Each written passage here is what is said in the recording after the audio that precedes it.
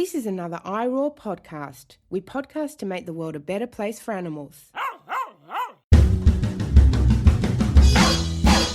It's both kind and rational to like knowing animals. I can't deny it's fashionable to like knowing animals. Hello everyone and welcome to Knowing Animals. Knowing Animals is a podcast in which we speak to animal studies scholars about a piece of their work. My name's Josh Milburn and I do like knowing animals. This episode is brought to you by the Animal Politics book series from Sydney University Press. The most recent book in the series is Animal Activism on and Off the Screen, edited by Claire Parkinson and Lara Henning. Hopefully, you've all had a chance to listen back to my conversation with Claire Parkinson about the book on an episode of Knowing Animals earlier this year. If not, I do encourage you to go back and learn what the book is all about. Now, today I'm very pleased to welcome someone to the podcast whose scholarly and popular work has been absolutely invaluable in both my teaching and my research, but who I've never actually met in person. Dr. Jan Dutkiewicz is an assistant professor of political science in the Department of Social Science and Cultural Studies at the Pratt Institute in New York. Much of his research focuses on the political economy of food. In addition to publishing research on this topic in academic journals, he's the author of many popular pieces in publications like the New York Times, Vox, and the New Republic, where he's a contributing editor.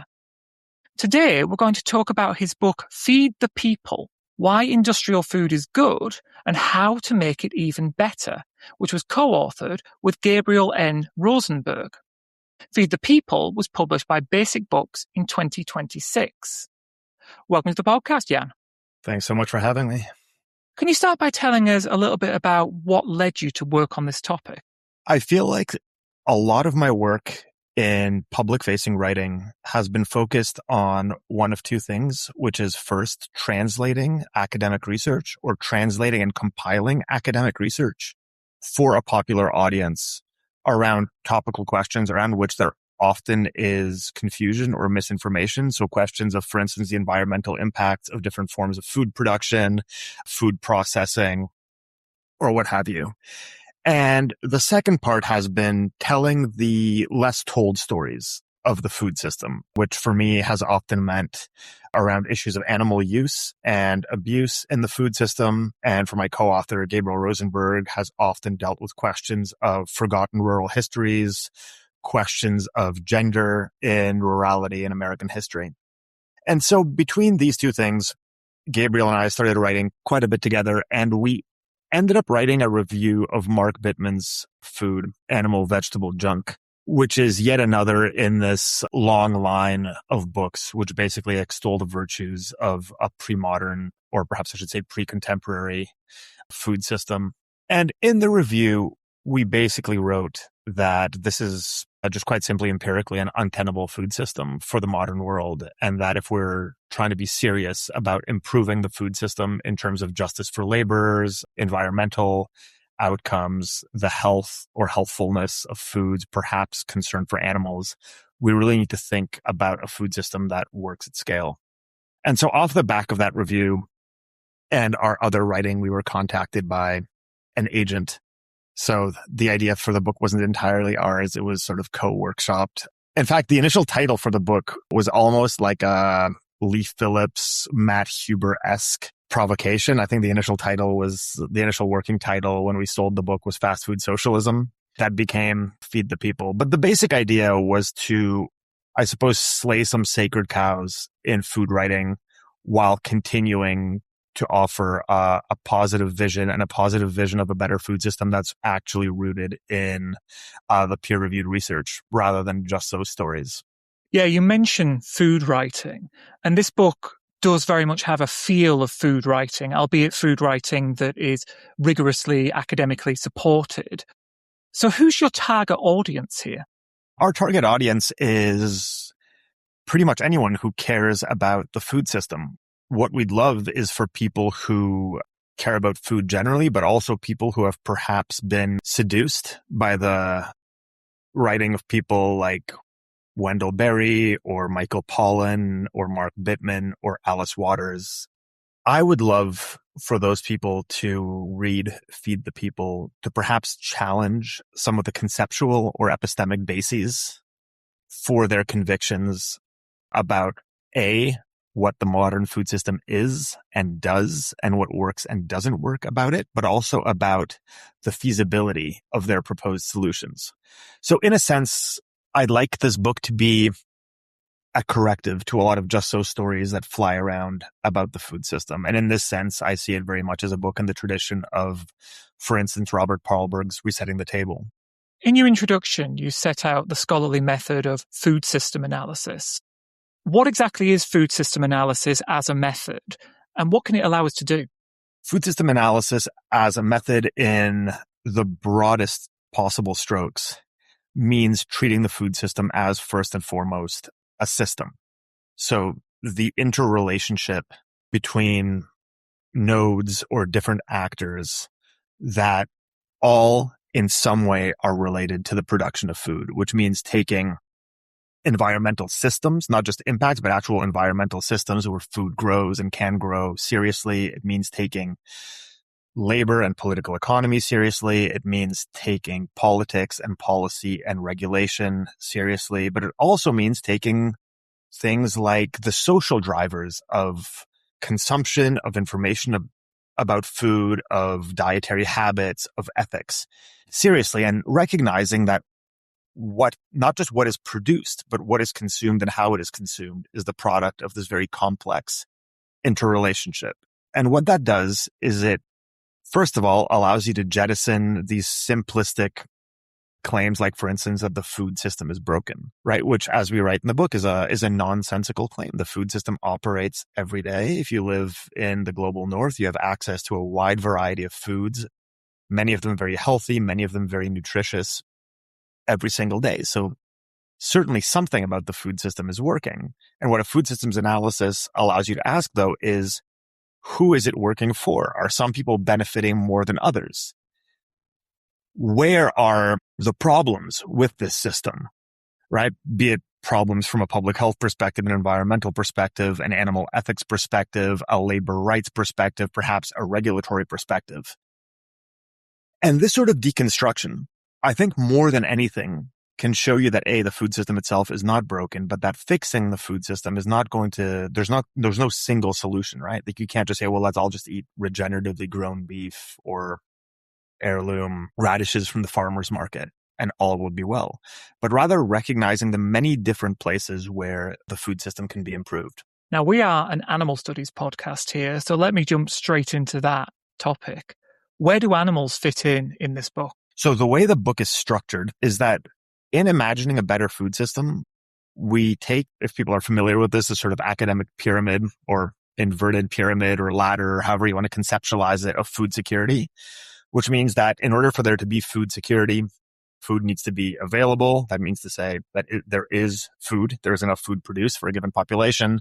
That food has to be accessible, which means people can get it.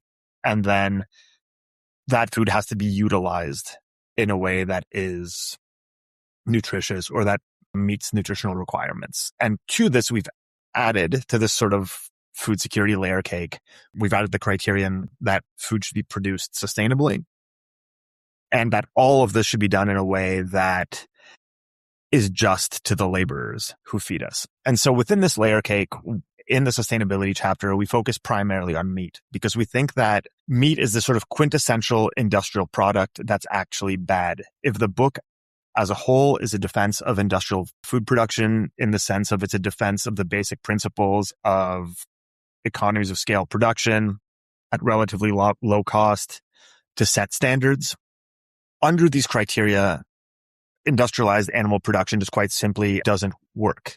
While modern industrial animal production is very good at producing huge quantity of meat and making a lot of money for the producers and processors who make meat, it's actually highly inefficient.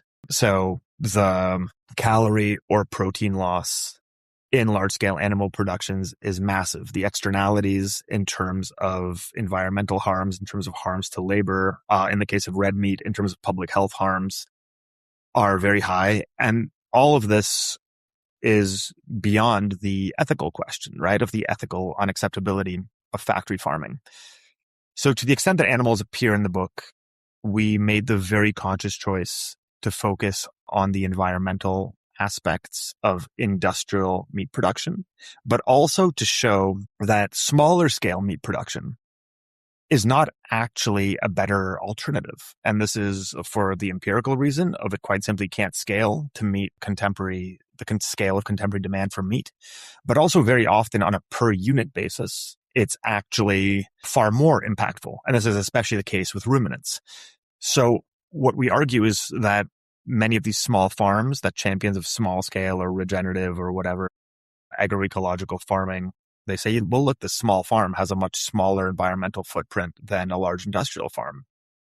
But if you actually drill down into the math, that's not because on a per unit basis, different modes of husbandry actually have a lower impact. Just these smaller farms have a lower impact because there are just far fewer animals on these farms. And in the book, we demonstrate that by comparing the impacts of conventional industrial production in places like California's Central Valley with these sort of foodie readouts in places like Marin County and Point Reyes, the Point Reyes National Seashore, to show that in effect both are bad.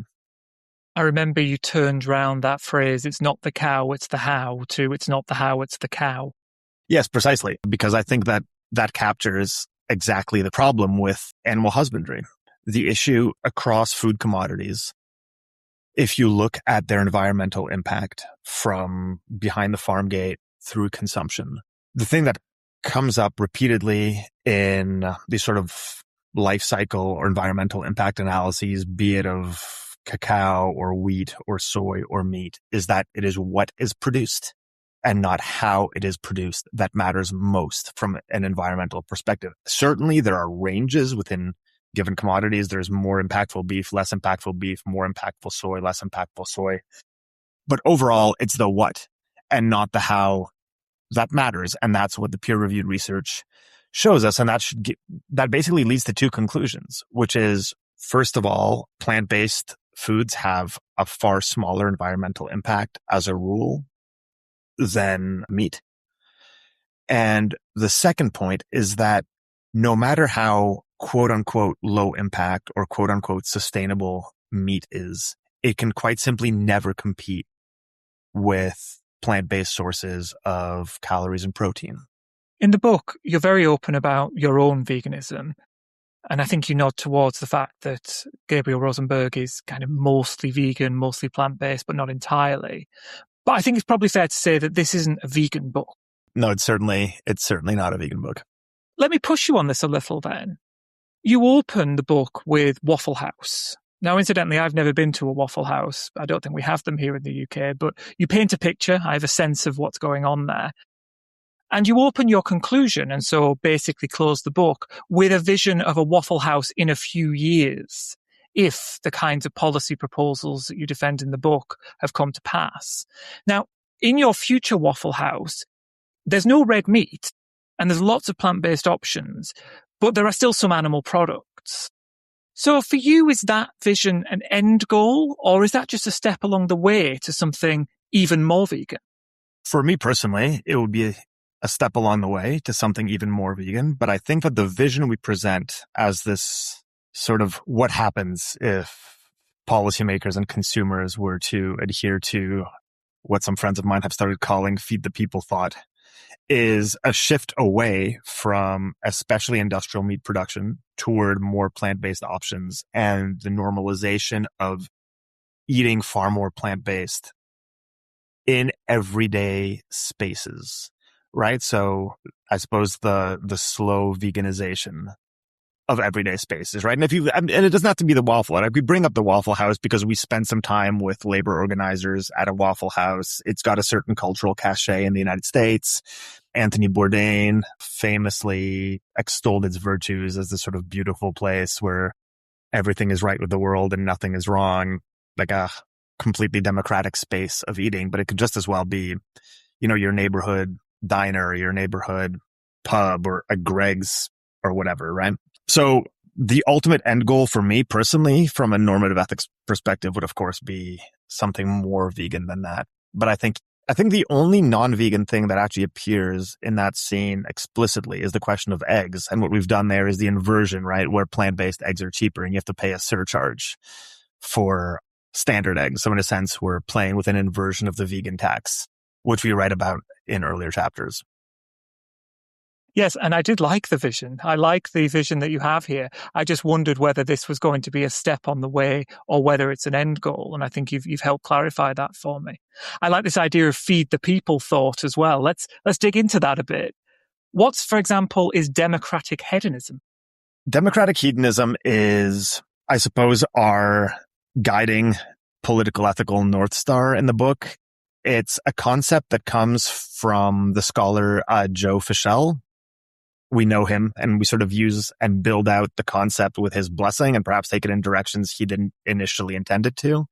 And our basic idea is that a politics of changing the food system has to take pleasure, the pleasure people take in food. And that means not just the food itself, but how they consume food, with whom they consume it, why. It has to take that seriously. And it has to take it seriously both as grappling with the question of pleasure in changing the food system and creating a pleasurable food system. So to bring that conversation to ground, as an example, when we talk about reducing meat consumption, right? We think saying that people who enjoy meat are suffering from some kind of food false consciousness and they don't actually enjoy meat. And that we should not think about gustatory pleasure when talking about meat reduction is wrong. It's empirically wrong and it's strategically wrong, which is why we're such big believers in plant-based alternatives and institutional tools to make plant-based eating easier. So the idea being that it would be much easier to get someone to, for instance, eat less meat if we A, weren't dismissive of their enjoyment of meat, and B, gave them things that were objectively delicious. And we also think that this is actually where a lot of foodie writing goes wrong, right? There's this idea that recurs in Michael Pollan, Mark Bittman, and so on and so forth, that the average eater is, an industrial eater sort of chomping at the trough of large food corporations and that they actually don't enjoy this. And that, if they just ate like a vine-grown tomato and a chunk of regeneratively grown lamb or something, that they would recognize this as true pleasure. And that's, again, we just don't think that's the case. And we think that, as I just mentioned, I think this is the problem with some vegan or animal rights messaging around meat, but I think it's more broadly a problem in food system discourse, right? People enjoy what they enjoy. Sometimes they enjoy it because choice architecture has made it such that these are the options that are available to them. But people just like burgers. People like Doritos. People like a Greg's sausage roll. And you have to accept that that's the case as the baseline for working for food system change. It's a better vision for a better future of food to say that the future is going to be delicious, that it's going to be more just, more environmentally sound, better for labor, but also delicious. I like that the examples you raise here are clearly examples of highly processed foods. And that's something you talk about at some length in the book. One of the worries that people have about our current food system, but also more specifically about, for example, plant-based meats, the kind of things you're describing there, is that they're ultra-processed foods, and people think we should move away from those. The concept of ultra-processed food itself is a very new one. The idea of separating foods into these categories of unprocessed, processed, and ultra-processed comes from the NOVA classification, which is a public health or epidemiological schema introduced in 2009 by a team of Brazilian public health scholars. Their basic idea was that we could create these really easy to apply heuristics that we then map onto population level consumption patterns. So we can say people eat X% processed, X% ultra processed, X% unprocessed, and then find correlations with health outcomes. It was never intended to be the basis for judging the nutritional quality of any single food. And indeed, it cannot do that inherently. And for this reason, we think that this schema is overly simplistic. And of course, we are not alone. We're also drawing on scholarship that suggests this. But that it's not just simplistic, but that it's outright harmful when it gets treated as a synonym for unhealthfulness, right? So there's all this scaremongering in the media around ultra-processed foods. Chris Tulkin's book, Ultra-Processed People, basically says that you can't eat store-bought sliced bread because it's ultra-processed and so on and so forth. But this quite simply gets the nutrition wrong. And I'm working on a few papers now with some nutritionists. There's a number of people writing about this, right? You quite simply cannot say that an Oreo cookie and a Beyond Burger are equally bad because they're produced from different ingredients using completely different processes and have a completely different nutritional profile.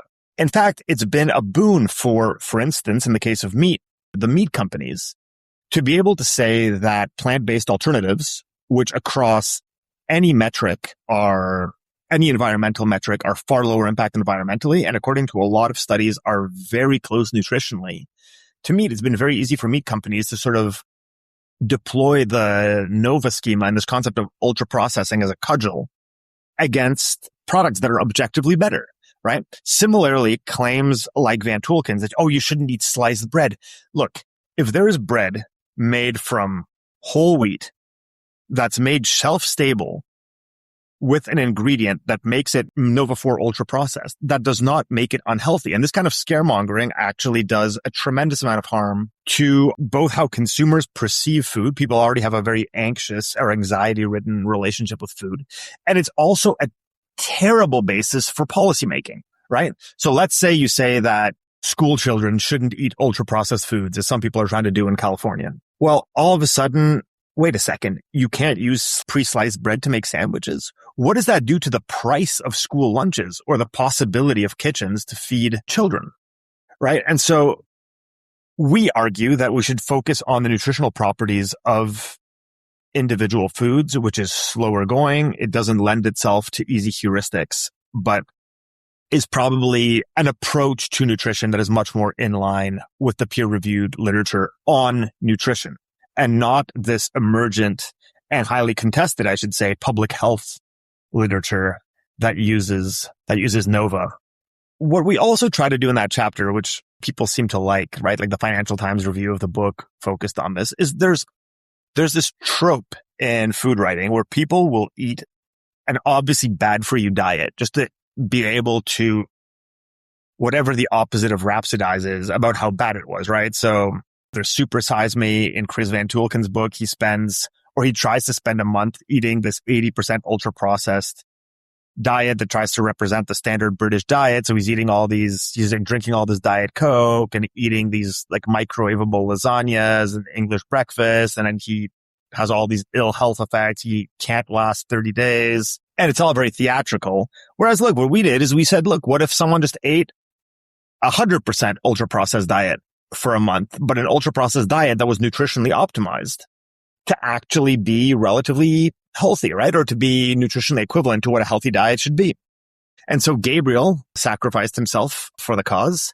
He consumed only products made by Huel for 1 month. And granted, N equals 1 for 1 month is completely scientifically invalid. But he was completely fine. Nothing changed. His weight didn't change. His vitals didn't change. He didn't develop any ill health effects. And so what we're basically trying to say is that we need to be a little bit more nuanced when talking about food processing. I liked in that chapter, although in the book as a whole, you were challenging this Michael Pollan style food writing, this tradition of food writing, you were actually quite happy to endorse his recommendation of eat food, not too much, mostly plants.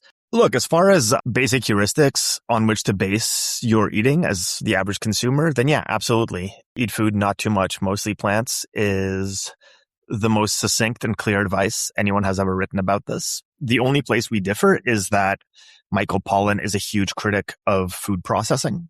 So his advice to eat food, which seems very clear and simple, actually excludes what he calls food-like substances, but never quite defines, which I think means basically anything that we would today consider ultra-processed and even some foods that are processed. He also believes people shouldn't, quote-unquote, eat food their grandmother wouldn't recognize as food, which of course is ridiculous. My great-grandmother grew up without electricity in southern Poland. She wouldn't recognize a mango or a box of fusilli as food.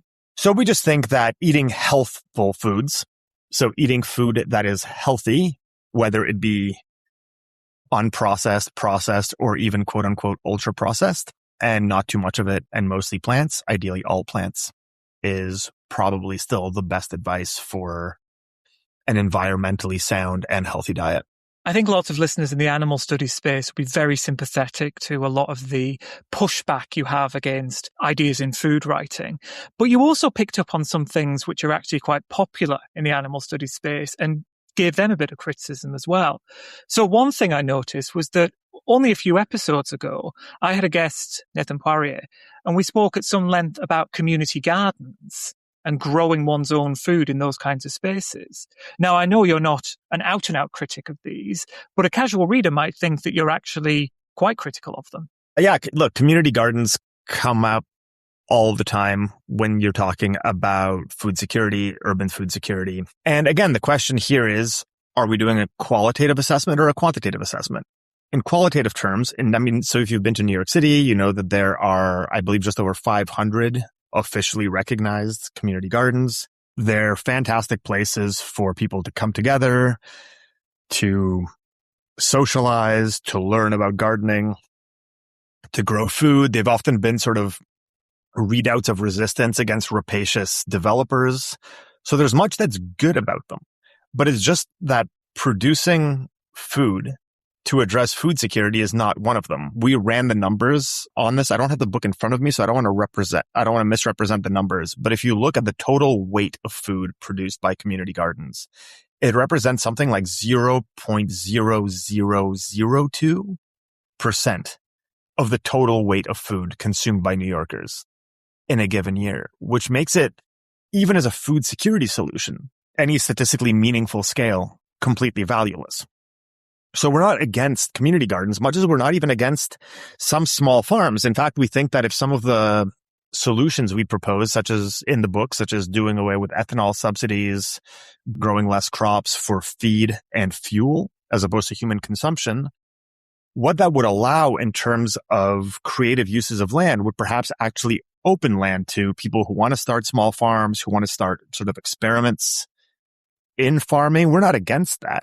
We just say that if you look at the numbers, you can't hang your hopes for food system solutions on small scale farming, including small scale urban farming. The numbers just don't bear it out.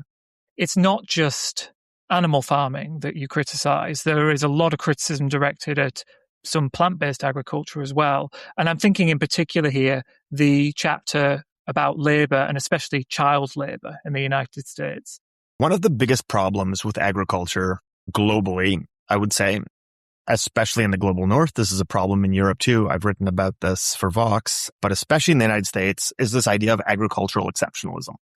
Agricultural exceptionalism basically refers to all the ways in law and its application that agriculture is treated more laxly than other industries on comparable metrics, such as, for instance, effluent disposal, such as, for instance, minimum labor ages. And so a lot of what we think would make the food system better is closing all these loopholes. So, for instance, when you look at state level animal welfare legislation in the United States, if you did to a dog a few of the things that are routinely done to pigs on a factory farm, you would be charged with animal cruelty, potentially felony animal cruelty.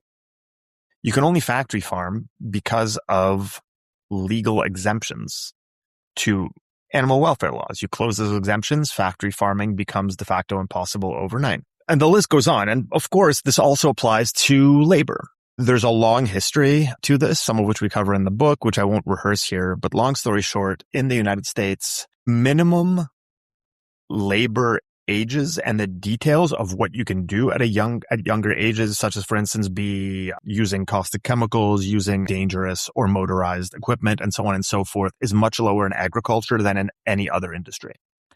So what that means de facto is that animal agriculture is a hotbed of child labor, and only we can't actually call it child labor because it's legal, right? But it's only legal by dint of these exemptions. And of course, this leads to all kinds of problems at its most prosaic level. It means that young kids, and I'm when I say young, I mean, I'm talking in some states, children as young as 9, 10, doing heavy agricultural labor. If they're doing that, they're not in school. That's the most prosaic issue here. But of course, it also means far higher levels of workplace injury and death.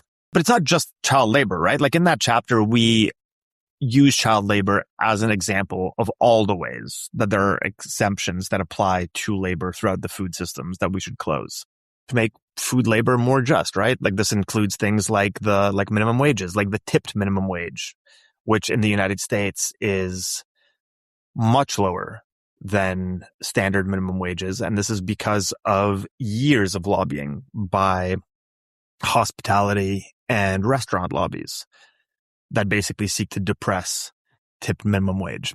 So yes, so in short, the labor picture is grim. There are 20 million Americans, slightly more than 20 million Americans who work in the food system. Some of those work on farms, some work in stores. The vast majority work in food service. They're crucial to feeding us. And as a general rule, they are horribly mistreated and underpaid. But if there's a positive spin on this, is that these things can change, right? And they often change because of political organizing by workers themselves. And so, for instance, in the United States, we saw the so-called Fight for 15, which was started in New York City by fast food workers, basically calling for a $15 minimum wage when the federal and state and city minimum wage was $7.25 an hour. It was called a pipe dream, but they organized, they got legislators on side, they got civil society groups on side, and now minimum wage for fast food workers in places like New York is heading towards $20. It's $20 in California. California now has a sort of fast food workers council, which is something sort of edging towards sectoral bargaining, like exists in some Nordic countries. So there is hope, right? And we find much of the hope in labor organizing. That's a very positive note to end this part of the interview on. But there was one more thing I wanted to ask about, which you drew out in that comment, which is this isn't just about the United States, right? You focus on the United States in the book, but how general are the kinds of problems that you're talking about here? We get asked this question a lot when talking about the book, and the answer is it's a yes and a no. The book is about the United States because it's the context we know. We also didn't want to write a book that's sort of like a grab bag of best and worst practices from different parts of the world. We both do qualitative field research, both for this book and for other projects. And I'm very, very wary of parachuting into other places for a short period of time and then drawing broad conclusions. So we wanted to stick with what we knew. What we call industrial agriculture is increasingly the global model, right? Whether we're talking United States, Canada, the UK, Europe, Brazil, China, certainly, et cetera, right? This is how the world gets fed, other than some parts of the world that are still readouts of small scale farming. And so many of the conclusions we reach, such as, for instance, it doesn't matter whether you're producing a cow somewhere in Brazil or somewhere in Canada or somewhere in Sweden, the basic environmental impact holds. If you're talking about agriculture exceptionalism, it's just as present in the EU, in fact, made statutory through the CAP, right? And indeed, if you talk about the political, often anti-regulatory lobbying of farming lobbies, it's just as present in the United States as it is in the EU, where farmers just basically killed the Green Deal. So we think that that broad lessons about everything from labor justice to environmental impact to the healthfulness of diets apply broadly, even as the specifics, of course, will vary from place to place. Now, Jan, we ask every guest on Knowing Animals 5 quick questions. Are you ready for your 5 quick questions? Let's do it. Can you recall the first piece of pro-animal scholarship you ever read? Animal Liberation by Peter Singer. But this was after. I'd like to briefly note that I've been vegan for a while, but for a decade plus, but I've been vegetarian for a very long time. But I went vegetarian just like on a personal ethical decision, but having never read or really encountered explicit normative arguments. Like I think I came up around punk music. So I'd heard, I'd sort of, Youth of Today or Gorilla Biscuits or whatever. So I actually came to the scholarly work on this long after, but certainly the first thing I read was Animal Liberation. Can you recall the first piece of pro-animal scholarship you ever wrote? I wrote my master's because I did a master's in IR before I did an MPhil, and I wrote that about, broadly speaking, the political economy of animal use, sort of about whaling and fishing, and sort of combining scholarship on sovereignty claims to space as sovereignty claims to animals.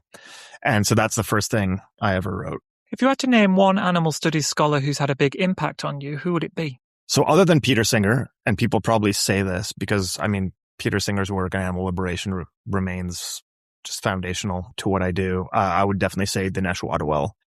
I think as someone who has taken really important and major schools of thought. So if we're talking about sort of Marxian critiques of political economy or Foucauldian analyses of power that were sort of blind to animals and incorporated in a deep and systemic way, incorporated an analysis of where animals fit into these frameworks. Dinesh has done that. I think he shows how to do that sort of work where you take anthropocentric framework and stretch it to involve animals, or perhaps show how animals are already involved and ignored, and to do this in a way that's readable, that's robust. I think, Dinesh is just fantastic. I can't say enough good things about him.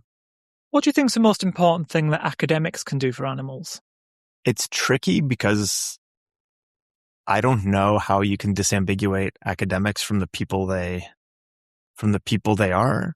And I think that there's a lot of things people can do for animals. But if we're talking about what academics can do as academics, I think number one, find a way to do scholarship, serious scholarship that incorporates animals, and that's about animals. And number one. And number two, to the extent you can, try to do some institutional work within your institution around animals, be it around which food is served or not served, be it about opposing if your institution does, for instance, animal testing or gets funding for animal testing, seeing how you can oppose that at the institutional level. So make the institution more animal friendly to the extent possible. If you had the power to change one thing about the human-non-human animal relationship, what would it be? The consumption of animals, bar none. Eating, how we treat animals is, I've said this before, but it's quantitatively speaking the single most violent institution humans have ever created. Everything else pales in comparison. What are you working on next? I am working on a book, a long-suffering monograph about the political economy of meat production in the United States, focusing on the use of laws and regulations to facilitate and hide animal cruelty. And I'm also doing quite a bit of work on the sort of politics and political economy of food processing. And how can people find out more about your work? Everything I write is on my website, which is just jandutkiewicz.com. And I also sporadically, but far less so than I used to, post on Twitter and Blue Sky. Well, thanks so much, Jan, for joining us for this podcast. Yeah, thanks so much for having me. And thank you, listeners, for joining us for Knowing Animals, the podcast where we talk to animal studies scholars about their work. You can find us on X or on Facebook, and you can follow me on X or on Instagram or on Blue Sky, and I'm even on LinkedIn, but I don't like it. My name's Josh Milburn, and I do like knowing animals. For more great iRaw podcasts, visit irawpod.com. That's IROARPOD.com.